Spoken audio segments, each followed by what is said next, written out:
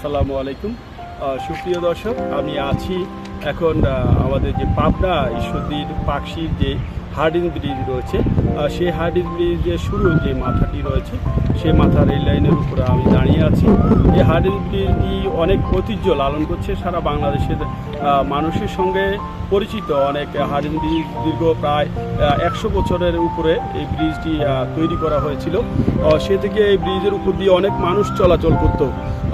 অথচ দুঃখের বিষয়, একসময় একজন নিরাপত্তা কর্মী প্রায় 18 বছর পূর্বে এই ব্রিজের উপর দিয়ে যাওয়ার সময় সাধারণ জনগণের সঙ্গে ধাক্কাধাক্কির কারণে সেই নিরাপত্তা কর্মী দুর্ঘটনার শিকার হয় এবং সে মৃত্যুবরণ করে। সে থেকে আজ পর্যন্ত এই ব্রিজের উপর দিয়ে সাধারণ জনগণ চলাচল করতে পারে না। এখানে সারাক্ষণ নিরাপত্তা কর্মী রয়েছে, যারা ওনারা এই ব্রিজটি পাহারা দিয়ে থাকে যেন বড় ধরনের কোনো দুর্ঘটনার শিকার যেন এই ব্রিজটিতে না হয়, অপ্রীতিকর যেন ঘটনা না ঘটে। সেই জন্য নিরাপত্তা কর্মীরা সর্বক্ষণ 24 ঘন্টায় সেই ব্রিজটি পাহারা দিয়ে থাকে। এই ব্রিজটি নিরাপত্তার সাথে এখন সাধারণ জনগণ এই ব্রিজের উপরে উঠতে পারে।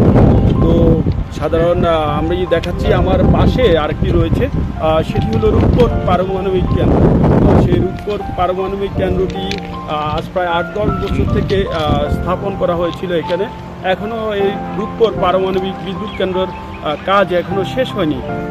সেই রূপপুর পারমাণবিক বিদ্যুৎ কেন্দ্রে অনেক ধরনের সফলতা অর্জন করবে বিদ্যুৎ ক্ষেত্রে, আমি আশা রাখি। তবে এই যে রূপপুর পারমাণবিক বিদ্যুৎ কেন্দ্র, এই বিদ্যুৎ কেন্দ্রটি যেন সাধারণ মানুষের যেন বিপজ্জন ডেকে না আনে, এর যে ঝুঁকি বিষাক্ততা যেন আশেপাশে ছড়িয়ে না যায়, সাধারণ মানুষ যেন অশান্তিতে বসবাস করতে না হয়, সেই ব্যাপারে যারা আছেন ঊর্ধ্বতন কর্মকর্তারা সেই ব্যাপারে এই যে পারমাণবিক বিদ্যুৎ কেন্দ্র রয়েছে সেদিকে অবশ্যই খেয়াল রাখবেন।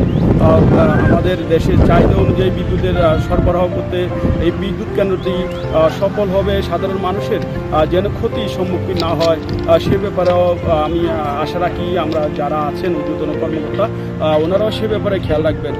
ধন্যবাদ জানাচ্ছি যারা আমাদের এই ভিডিওটি দেখছেন। ভিডিওটি ভালো লেগে থাকলে অবশ্যই লাইক, শেয়ার এবং কমেন্ট করে জানাবেন। ধন্যবাদ সবাইকে।